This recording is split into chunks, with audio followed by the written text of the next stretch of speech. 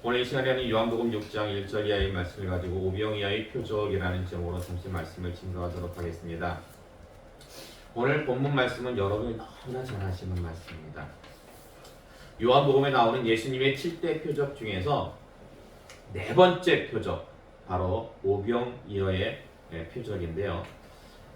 칠판 보시면은 오늘 본문 말씀 중에서 핵심이 되는 그 단어들을 정리해서 적어놨습니다. 1절 말씀 보시면은 오늘 본문은 그 후에라는 단어로 시작이 됩니다. 그러면 그 후라는 것은 언제 이후를 가리키는 것일까?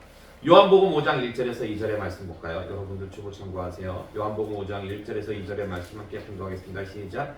그 후에 유대인의 명절이 되어 예수께서 예루살렘에 올라가십니다. 예루살렘에 있는 양문 곁에 히브리 말로 베데스다라 하는 곳이 있는데 거기 행각 5이 있고. 아멘. 자, 무슨 말씀입니까? 요한복음 5장. 이 말씀은 지난주까지 우리가 살펴봤던 말씀입니다. 그러니까 세 번째 표적인 베데스다 연못가에 38년 된 병자를 고치신 그 기적이 요한복음 몇 장에 나온다? 요한복음 5장에 나와요. 그리고 네 번째 표적, 오병이어의 표적은 요한복음 몇 장에 나온다? 6장에 나옵니다. 그러니까 연이어서 나오는 거예요. 연이어서. 자, 그렇다면 이 세 번째 표적과 네 번째 표적은 시간적인 간격이 얼마나 될 것 같습니까? 그러니까 뭐 지면상으로는 한 장인데 요한복음 5장과 6장 한 장인데 실제 시간적인 간격은 오늘 본문 1절 말씀 보면 그 후에라고 나와 있잖아요. 시간적인 간격이 얼마나 될 것 같아요, 여러분? 예. 한번 그냥 찍어보세요. 한 3개월 이내가 될 것 같습니까? 3개월 이상이 될 것 같습니까? 아니면 6개월 이내? 혹은 1년 이상? 대략 한 어느 정도의 시간적 간격이 있을 것 같아요? 자, 좀 전에 우리가 공독한 요한복음 5장 1절 말씀 보시면은 그 후에 유대인의 무엇이 되어? 명절이 되어. 그러니까 세 번째 표적도 명절과 연관이 있습니다. 그래서 예수님께서 명절을 맞이해서 예루살렘에 올라가셨는데 이 명절이 어떤 절기라고 우리가 살펴봤습니까? 두 절기 중에 하나라고 했는데 유월절과 불임절. 유월절과 불임절. 예.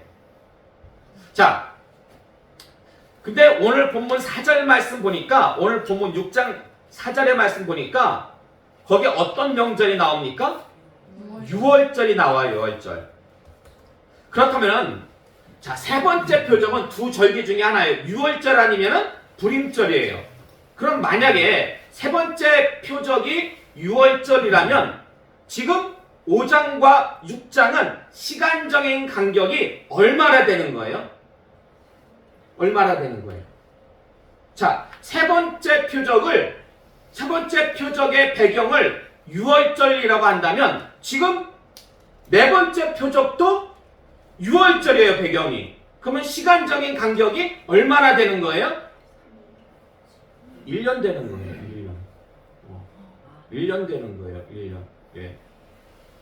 지난 요한복음 5장은 지난 유월절, 그리고 요한복음 6장은 올해 유월절.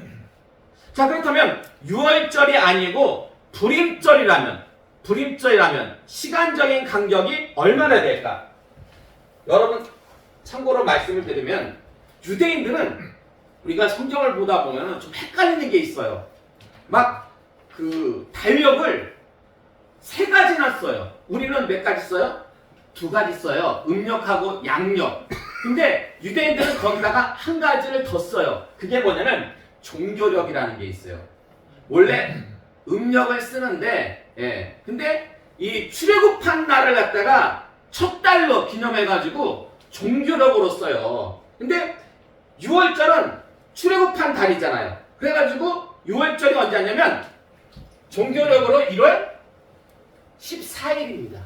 1월 14일 종교적으로 1월 14일이 6월절이에요. 그리고 불임절은 언제냐? 불임절은 12월 14일이에요.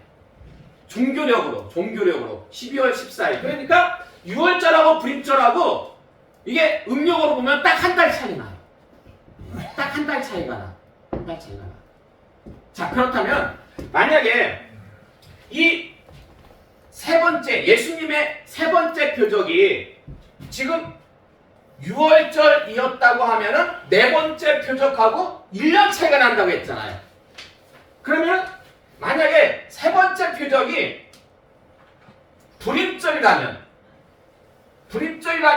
얼마나 차이가 날까요? 한 달 차이가 나는 거죠. 한 달 전에 예수님께서 세 번째 표적을 행하시고 한 달 후에 예수님께서 네 번째 표적을 행하셨다라고 그렇게 해석을 할 수가 있어요. 그러면 시기상으로 볼 때에 세 번째 표적은 6월절일 가능성이 높을까요? 불임절일 가능성이 높을까요? 이렇게 놓고 볼 때. 그러니까 1년이라는 기간은 좀 너무 긴 것 같잖아요. 그래서 그러면은 한 달 전에 세 번째 표적이 있었고 한 달 후에 네 번째 표적이 있었던 것이 아닐까라고 그렇게 생각할 수가 있는데 그렇지가 않아요.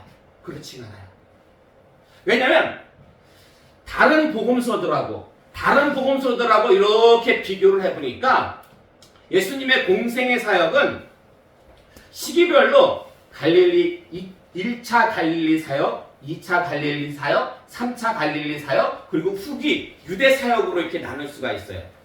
근데 이 요한복음을 보면은요, 2차 갈릴리 사역, 이게 거의 한 1년 돼요. 기간이. 거진 한 1년 되는 2차 갈릴리 사역이 하나도 안 나와. 그냥 통평지에 돼 있어. 예. 하나도 안 나와요. 예. 그렇기 때문에 요 세 번째 표적과 네 번째 표적은 그 시간적인 간격이 최소한 1년은 비어 있다고 보는 게 맞습니다. 1년이 비어 있다고 보는 게 맞아요.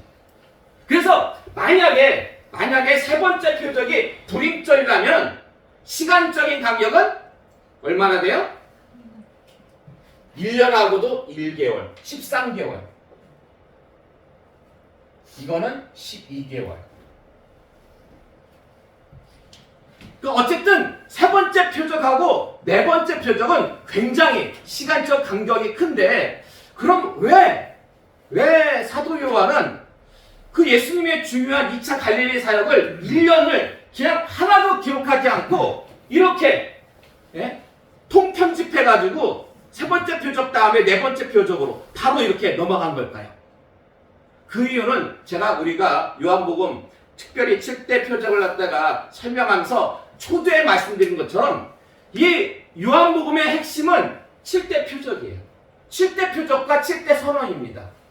이 7대 표적과 7대 선언을 통해서 예수님의 신성, 메시아 되심을 갖다가 증거하는 것이 목적이기 때문에 어떤 시간 순서의 어떤 연대별로의 기록이라기보다는 이렇게 표적 중심으로, 선언 중심으로 말씀을 기록하다 보니까 중간이 갑자기 1년 이상이 확 이렇게 뛰어넘을 수도 있다라고 그렇게 말씀을 드렸습니다. 자, 어쨌든 오늘 본문 요한복음 6장 1절이 시작되는 그 후에라는 것은 1년의 시간적인 간격 혹은 13개월 이후를 갖다가 의미합니다. 그래서 자, 거기 1절 그 후반부의 말씀 보시면은 가시메라는 말씀이 있는데 어디로 가셨다는 걸까요? 어디로? 그 후에 예수께서 디베라의 갈릴리 바다 건너편으로 가시매. 근데 이 건너편이라는 것은 정확하게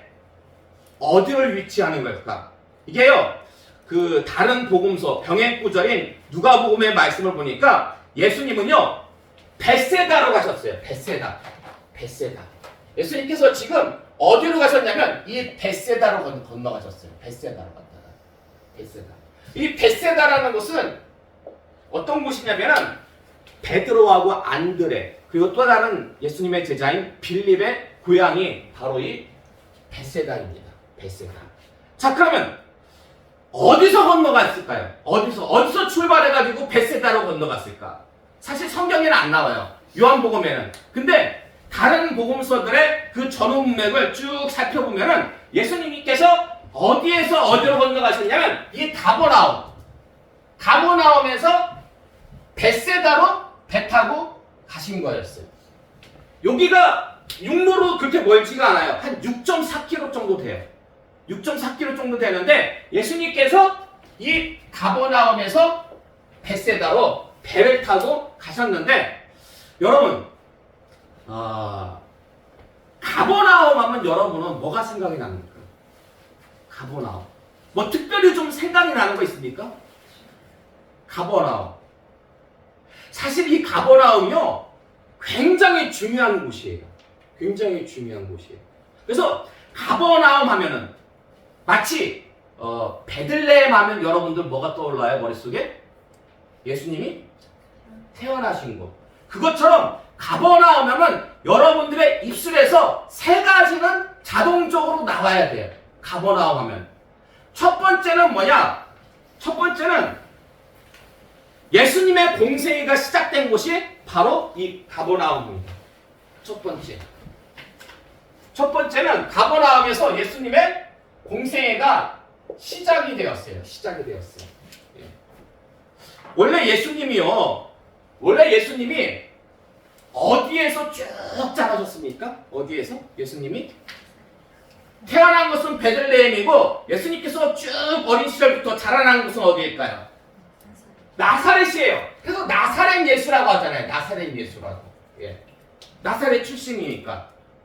근데 지금 거리도 꽤 좀 어느 정도 돼요. 한 10km 이상 돼요. 가버나움까지는. 그럼 왜 예수님은 쭉 자라나셨던 나사렛에서 본격적으로 공생애를 시작하신 것이 아니라 왜 가버나움에서 본격적으로 공생애를 시작하신 걸까? 그 이유가 뭘까? 뭐 때문일 것 같아요? 여러분 가버나움이 굉장히 중요한 곳이에요. 예수님의 공생애가 시작된 곳이잖아요.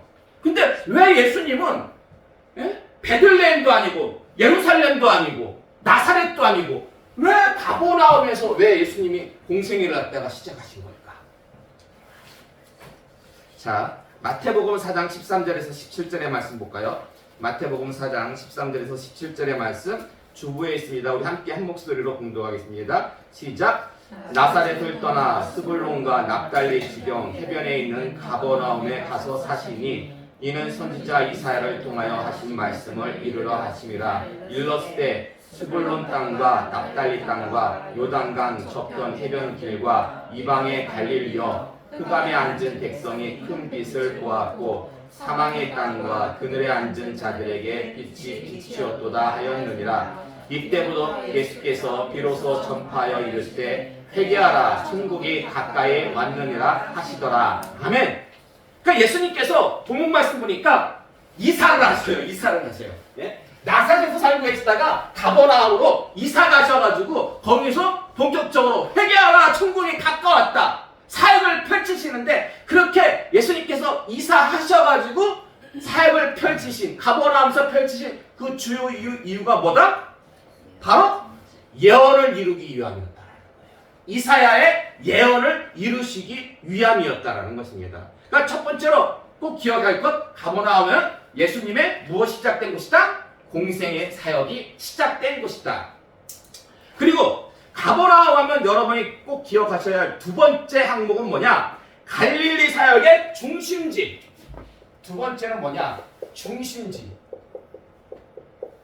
예수님께서 갈릴리 사역을 아까도 말씀드린 것처럼 1차 갈릴리 사역, 2차 갈릴리 사역, 3차 갈릴리 사역. 예수님의 사역을 이 갈릴리를 빼놓고는 말할 수가 없습니다. 근데 이 갈릴리 지역의 그 사역의 전초기지, 베이스 캠프가 어디냐? 바로 이 가버나움이었다라는 것입니다. 가버나움. 그래서 누가복음 4장 31절에서 35절의 말씀 볼까요? 누가복음 4장 31절에서 35절의 말씀 함께 공독하겠습니다. 시작. 갈릴리 가버나움 동네에 내려오사 안식일에 가르치심에 그들이 그 가르치심에 놀라니 이는 그 말씀이 권위가 있음이러라. 회당에 더러운 귀신 들린 사람이 있어 크게 소리질러 이르되 아 나사렛 예수여 우리가 당신과 무슨 상관이 있나이까 우리를 멸하러 왔나이까 나는 당신이 누구인 줄 아노니 하나님의 거룩한 자니이다. 예수께서 꾸짖어 이르시되 잠잠하고 그 사람에게서 나오라 하시니 귀신이 그 사람을 무리 중에 넘어뜨리고 나오되 그 사람은 상하지 아니한지라. 아멘. 자, 가버나움의 한 회당에서 예수님께서 먼저 무슨 사역을 하셨냐면 가르치시는 사역을 했어요. 네. 말씀 사역을 먼저 하셨어요. 그런 다음에 그 안에 더러운 귀신 들린 자가 있었거든요. 더러운 귀신 들린 자를 갖다가 치유하셨습니다. 그러니까 말씀 사역과 치유 사역. 계속해서 누가복음 4장 38절에서 40절의 말씀 볼까요? 누가복음 4장 38절에서 40절의 말씀 함께 봉독하겠습니다. 시작. 예수께서 일어나 회당에서 나가사 시몬의 집에 들어가시니 시몬의 장모가 중한 열병을 앓고 있는지라. 사람들이 그를 위하여 예수께 구하니 예수께서 가까이 서서 열병을 꾸짖으시는데 병이 떠나고 여자가 곧 일어나 그들에게 수중돈이라. 해질 무렵에 사람들이 온갖 병자를 데리고 나오매 예수께서 일일이 그 위에 손을 얹으사 고치시니. 아멘. 그러니까 회당에서 말씀 증거하시고 그리고 더러운 귀신들을 치유하시고 나가서 시몬 누굽니까? 베드로 제. 네? 베드로의 집에 딱 가가지고 그 장모의 열병을 갖다가 고쳐 주셨습니다. 그리고 해질 무렵에는 사람들이 엄청나게 병자들을 데리고 와요. 일일이 다 손으로 안수해가지고 그 병자들을 갖다가 다 고쳐주셨어요. 따라서 이 가버나움은 말씀 사역과 치유 사역이 아주 활발하게 일어난 곳인데요. 마태복음 8장 5절에서 8절의 말씀 볼까요? 마태복음 8장 5절에서 8절의 말씀 함께 봉독하겠습니다. 시작. 예수께서 가버나움에 들어가시니 한 백부장이 나와 간구하여 이르되 주여 내 하인이 중풍병으로 집에 누워 몹시 괴로워하나이다. 이르시되 내가 가서 고쳐주리라. 백부장이 대답하여 이르되 주여 내 집에 들어오심을 나는 감당하지 못하겠사오니 다만 말씀으로만 하옵소서. 그러면 내 하인이 낫겠사옵나이다. 아멘. 자, 백부장의 하인. 이 말씀은 우리가 그 38년 된 병자를 고치신 그 세 번째 표적과 비교해가지고 우리가 이렇게 신하의 아들을 살리신 기적과 좀 비교해서 많이 살펴봤던 말씀인데 지금 백부장의 하인을 고쳐주셨던 이 장소도 어디다? 가버나움이에요. 가버나움. 그 5절 말씀 보니까 예수께서 가버나움에 들어가시니 한 백부장이 나와 간구하여. 자, 그리고 마가복음 2장 1절 4절의 말씀 볼까요? 마가복음 2장 1절에 4절의 말씀 함께 봉독하겠습니다. 시작. 수일 후에 예수께서 다시 가버나움에 들어가시니 집에 계시다는 소문이 들린지라. 많은 사람이 모여서 문 앞까지도 들어설 자리가 없게 되었는데 예수께서 그들에게 도를 말씀하시더니 사람들이 한 중풍병자를 네 사람에게 메어 가지고 예수께로 올세 무리들 때문에 예수께 데려갈 수 없으므로 그 계신 곳에 지붕을 뜯어 구멍을 내고 중풍병자가 누운 상을 달아내리니. 아멘. 여러분들 이거 주일학교 때 다 배웠던 거잖아요. 그림으로도 해가지고 막 사람들이 친구들이 지붕 뜯어내고 들것을 갖다 해가지고 침상을. 이 장소도 어디다? 이 중풍병자를 고쳐주신 곳도 가버나움이에요. 그리고 회당장 야이로의 딸을 살리신 곳도 가버나움이고 12년 동안 혈루증 12년 동안 혈루증 걸린 여인이 이렇게 예수님의 옷자락이라도 잡으면은 병나음을 입을까 싶어가지고 살짝 잡아가지고 병나음을 입은 곳이 어디입니까? 바로 이 가버나움이에요. 그러니까 가버나움에서 엄청나게 많은 이적이 행해졌다라는 것입니다. 근데 이처럼 많은 이적이 가버나움에서 발생한 이유는 뭐예요? 바로 사역의 중심지입니다. 예수님 사역의, 갈릴리 사역의 중심지였기 때문에 여기서 많은 이적이 발생이 됐습니다. 자, 그리고 마지막 한 가지. 가버나움은 여러분이 기억나야 될 것은 예수님의 공생애가 시작된 곳이다. 예수님께서 나사렛에 살다가 가버나움으로 이사 가가지고 이사야의 예언을 갖다가 이루기 위해서 그곳에서 공생애를 시작하셨고, 두 번째는 사역의 중심지였기 때문에 그곳에서 많은 이적들이 일어났고, 자, 세 번째는 뭐냐? 세 번째, 이게 굉장히 뜻밖입니다. 세 번째 기억해야 될 거, 아주 뜻밖이에요. 혹시 짐작가는 분 있습니까? 가버나움에서 아주 뜻밖게. 자, 마태복음 11장 20절에서 24절의 말씀 볼까요? 마태복음 11장 20절에서 24절의 말씀 함께 공독하겠습니다. 시작. 예수께서 권능을 가장 많이 행하신 고을들이 회개하지 아니하므로 그때 책망하시되 화 있을진저 고라시나 화 있을진저 벳세다야, 너에게 난 모든 권능을 두로와 시돈에서 행하였다라면 그들이 벌써 베옷을 입고 제에 앉아 회개하였으리라. 내가 너에게 이르노니 심판날에 두로와 시돈이 너희보다 견디기 쉬우리라. 가버나움아, 내가 하늘에까지 높아지겠느냐? 음부에까지 낮아지리라. 내가 한 모든 권능을 소돔에서 행하였다면 그 성이 오늘까지 있었으리라. 내가 너에게 이르노니 심판날에 소돔 땅이 너보다 견디기 쉬우리라 하시니라. 아멘. 자, 그러니까 가버나움이 예수님으로부터 무엇을 들은 것이다? 저주 들은 곳이에요. 저주. 자, 여러분 지도를 보시면은요, 이 갈릴리 호수를 갖다가 중심으로 해가지고 가버나움이 있고, 요 가버나움에서 북서쪽으로 해가지고 한 4km 정도 올라가면 고라신이 있어요. 고라신. 그리고 아까 말씀드린 것처럼 가버나움에서 6.4km 가면은 베스다가 있습니다. 근데 요 세 지역, 특별히 요 세 지역을 예수님께서 꼭 집어가지고 저주하셨어요. 저주하신 이유가 뭐예요? 이 세 곳, 가버나움과 고라신과 베스다에서 예수님 이적을 많이 행했어요. 많이 했는데 그들이 그 이적을 맛보고도 뭐 하지 않았어요? 회개하지 않았어요. 회개하지 않았어요. 두로와 시돈은 우상의 대명사입니다. 소돔은 죄악의 대명사예요. 근데 예수님께서 뭐라고 말씀하시냐면, 만약에 그 두로와 시돈 사람들이, 소돔성의 사람들이 이런 이적을 이렇게 맛보았다면 그들은 벌써 다 회개했을 것이다. 그러니까 누가 더 나쁜 사람이다? 니들이 더 나쁘다. 니들이 더 나쁘다.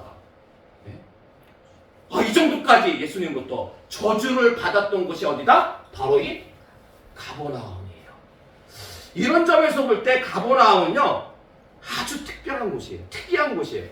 예수님의 권능에 가장 많이 임했던 곳이자 예수님으로부터 저주가 임했던 극과 극의 장소, 극과 극의 장소가 바로 가버나움이라 할 수 있는데요. 여러분, 죄가 더한 곳에 무엇도 더욱 넘칩니까? 은혜도 더욱 넘쳐요. 로마서의 말씀 보니까 죄가 더한 곳에 은혜도 더욱 넘칩니다. 근데요, 지금 예수님의 말씀을 보니까 은혜를 외면하면 어떻게 돼요? 은혜를 외면하면, 은혜가 주어졌는데, 많은 권능이 주어졌는데 회개하지 않으니까 저주가 임해요. 더 큰 심판이 임해요. 더 큰 심판이 주어집니다. 그러므로 이 시간 나오신 여러분요, 은혜가 주어졌을 때 은혜를 붙잡으시고 회개할 기회가 있을 때 회개하시기 바랍니다. 네. 그래서 정말 말로만 어느 교회 다십니까? 은혜 교회 다닙니다. 어이구, 은혜가 넘치겠네요. 말로만 은혜가 넘치는 것이 아니라 실제로도 은혜 위에 은혜가 넘쳐나는 복된 인생과 가정교회 되시기를 주님의 이름으로 축원합니다. 아멘. 자, 그리고 하나 더 살펴볼까요? 예수님께서 거기 왜 가셨을까요? 네? 여기 지금 가버나움에서 네 번째 표적을 갖다가 베세다에서 행하셨잖아요. 근데 가버나움에서 계시다가 베세다로 갔다가 왜 가신 걸까요? 예수님께서 가신 이유가 뭘까요? 누가복음 9장 1절에서 2절 이하의 말씀일까요? 누가복음 9장 1절 이하의 말씀을 함께 공독하겠습니다. 시작. 예수께서 12 제자를 불러 모으사 모든 귀신을 제어하며 병을 고치는 능력과 권위를 주시고 하나님의 나라를 전파하며 앓는 자를 고치게 하려고 내보내시며 제자들이 나가 각 마을에 두루 다니며 곳곳에 복음을 전하며 병을 고치더라. 사도들이 돌아와 자기들이 행한 모든 것을 예수께 여쭈니 데리시고 따로 베세다라는 고을로 떠나 가셨으나. 아멘. 그러니까 예수님께서 지금 이 다른 복음서를 보니까 제자들과 더불어서 가버나움에서 베세다로 가시기 전에 무슨 일이 있었냐면 그 제자들에게 권능을 주셨어요. 제자들에게 권능을 주어가지고 전도 사역을 감당케 했는데 그 결과가 어땠습니까? 결과가 아주 성공적이었어요. 그러니까 둘씩 짝지어가지고 이렇게 전도하러 내보냈는데 막 권능이 막 가는 곳마다 이적이 일어나고 말씀을 증거하는데 놀라운 일들이 결과가 성공적으로. 그래서 마가복음 주보 뒷면 보실까요? 마가복음 6장 30절에서 33절의 말씀 함께 공독할까요? 시작. 사도들이 예수께 모여 자기들이 행한 것과 가르친 것을 낱낱이 보아하니 이르시되 너희는 따로 한적한 곳에 가서 잠깐 쉬어라 하시니 이는 오고 가는 사람이 많아 음식 먹을 겨를도 없습니다. 이에 배를 타고 따로 한적한 곳에 갈새 그들이 가는 것을 보고 많은 사람이 그들인 줄 안지라. 모든 고을로부터 도보로 그곳에 달려와 그들보다 먼저 갔더라. 아멘. 자, 예수님께서 제자들을 데리고 가버나움에서 배를 타고 베세다로 가신 이유가 뭐예요? 쉽게 말해가지고 휴식의 시간을 주시기요. 제자들이 나가가지고 전도 사역을 많이 감당했잖아요. 네? 그러니까 예수님도 막 맨날 네? 이렇게 채찍질만 하는 게 아니에요. 예? 막 푸시만 한 게 아니에요. 예. 때로는 사역을 명하시고 때로는 거기에 맞는 휴식도 이렇게 준비해 주시고. 그러니까 지금 휴식과 충전의 시간을 갖다가 주시기 위해서 예수님께서 제자들을 데리고 가버나움에서 배 타고 그러니까 이렇게 육로로 걸어가면 사람들이 막 따라오니까 제자들이 쉴 시간이 없잖아요. 일부러 배 타고 딱 갔는데 야 33절 말씀 보니까 많은 사람들이 예수님 일행보다 먼저 베세다에 도착을 했어요. 그러니까 예수님 일행이 베세다로 가는 것을 보고서는 그 사람들은 도보로 베세다에 그러니까 당시 예수님과 그 제자들의 인기를 갖다가 어느 정도였는지 알 수 있겠죠. 먼저 가서 도착하고 먼저 가서 도착한. 근데 그 사람들이 그렇게 예수님 일행을 쫓아온 이유가 뭘까요? 쫓아온 이유가 여러분 오늘 본문 말씀 보세요. 요한복음 6장 2절의 말씀. 요한복음 6장 2절의 말씀. 오늘 본문 말씀 함께 공독할까요? 시작. 큰 무리가 따르니 이는 병자들에게 행하시는 무엇을 보았음이로라? 표적을 보았음이로라. 예수님도 행하시고 제자들도 행하고 그 많은 표적들을 보고 이 사람들이 많은 사람들이 쫓아온 거예요. 자, 그렇다면 그들이 예수님 일행을 쫓아온 것은 표적을 더 구경하기 위함이었을까요? 아니면 표적을 통해서 예수님의 메시아 되심을 갖다가 인식했기 때문일까요? 무엇 때문일 것 같습니까? 이게 우리가 생각하기에는 할 때는 인식해가지고 예수님을 갖다가 메시아로 영접하려고 왔으면 좋겠는데 이 다른 복음서들과 이렇게 비교해서 전후 문맥을 볼 때 아쉽게도 그게 아니에요. 구경하라고 더 많은 표적을 갖다가 구경하기 위해 가지고 구경꾼들로 이들이 이렇게 인산인해를 이뤘다라는 것입니다. 자, 어쨌든 좀만 더 할게요. 3절 말씀 보면 지금 예수님께서 오르십니다. 이제 베세다에 도착했어요. 베세다에 도착하신 예수님이 어디에 오르십니까? 어디에 올라요? 산에 올라요. 산에 올라. 그러니까 여러분 오병이어의 기적이 일어난 장소가 어디예요? 산이에요. 산. 오병이어의 기적이. 근데 여러분 뭐라고 알고 있어요? 오병이어의 기적이 어디서 일어났다고 알고 있어요? 베세다 들녘에서 보리떡 받침. 이거 주일학교 나 혼자만 나왔나? 몰라요? 그 찬송가 어린이 찬송가 가사에도 보면은 들녘이라고 나와요. 들녘이 산입니까? 들판입니까? 근데 여기 요한복음의 말씀에는 분명히 예수님께서 어디에 올랐다? 산에 올랐다라고 말씀하고 있습니다. 더군다나 원어적으로 보니까 이게요, 낮은 산이 아니에요. 높은 산이에요.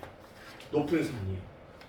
근데 여러분, 이렇게 높은 산에서 이때 오병이어의 기적 때 남자 장정만 몇 명? 5,000명. 여자하고 이 아이들, 어르신들 다 포함하면은 최소 10,000명이 넘겠죠. 근데 높은 산에서 10,000명이 식사한다는 거 이게 가능합니까? 이게 쉽지가 않죠. 이걸 어떻게 해석해야 될까? 어떻게 해석해야 될까? 네. 자, 마태복음 5장 1절에서 3절의 말씀 볼까요? 이것만 살펴볼게요. 마태복음 5장 1절에서 3절의 말씀 함께 봉독하겠습니다. 시작. 예수께서 무리를 보시고 산에 올라가 앉으시니 제자들이 나온지라 입을 열어 가르쳐 이르시되 심령이 가난한 자는 복이 있나니 천국이 그들의 것이미요. 아멘. 예수님께서 그 제자들에게, 이 많은 사람들에게 이 설교 중에 백미라고 하는 산상수훈, 이걸 증거하신 것도 어디다? 산에서 증거하셨어요. 산에서. 네. 근데 병의 구절이 누가복음 6장 17절 이하의 말씀 볼까요?